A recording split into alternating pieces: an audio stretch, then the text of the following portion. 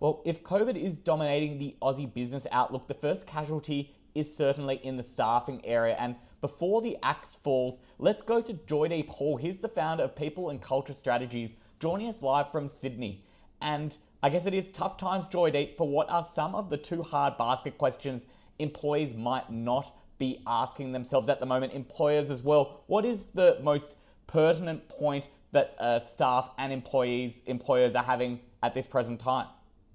So I think the events in Victoria and the recent initiatives that have been implemented there are going to contribute to what is even more uncertainty, and if that was even possible, given how much uncertainty that everyone's had to be dealing with over the last few months.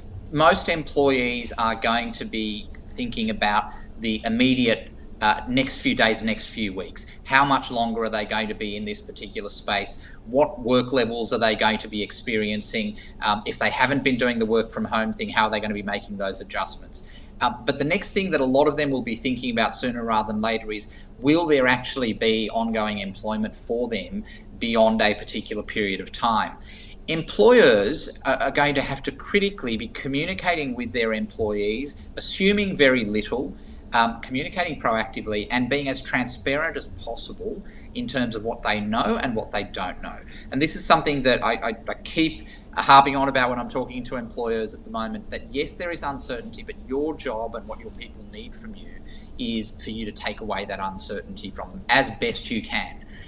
Communicate transparently, communicate around what the data points are that you're looking at as a business or organisation, and then tell them how the analysis of those data points is going to take place at your end as the decision maker, being the employer, and what level of changes you're likely to be making, if any, and over what period of time.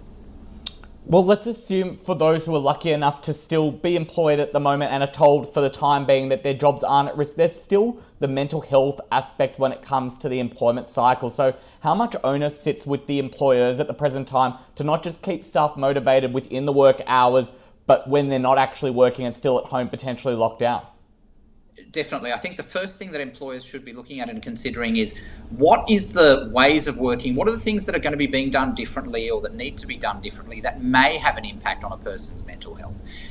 Now, that's something that there should be some independent analysis and inquiry being done by employers in relation to. But then it's about consulting and collaborating with employees, again, with that theme of assume nothing.